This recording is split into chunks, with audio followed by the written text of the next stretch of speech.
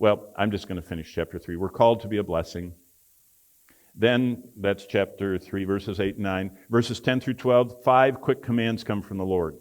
Do good, seek peace, pursue peace, and be aware of God's eyes. It actually says that. Look what it says in chapter 3 and verse 12. The eyes of the Lord are on the righteous. His ears are open to their prayers, and the face of the Lord is against those who do evil. He's watching, listening, and radiating His glory. Expect suffering and share Christ. I already read that, verse 15. And then look at this, starting in verse 18.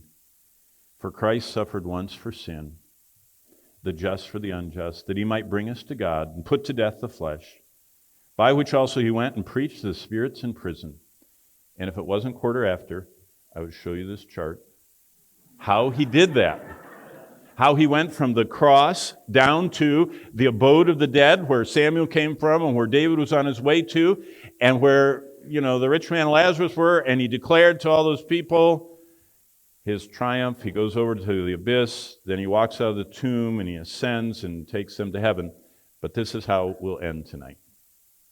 What do you get from a chapter like this? I mean, chapter 3 is enough to step on everybody's toes. I remember I used to tell Bonnie, if I speak long enough, I'll offend everyone. If you teach the Bible long enough. Lord, I want to line up behind You. That's what submission is. It's hupotasso, means you get in line where you're supposed to stand. And the Lord picked where we're supposed to stand. And every other authority You've placed in my life, even if I don't like them.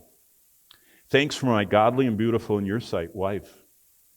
And help me to understand Bonnie more and more. And help me to be compassionate and a blessing as I turn from evil. But not just turn from evil, but always toward You, for Jesus' sake. This is a great chapter.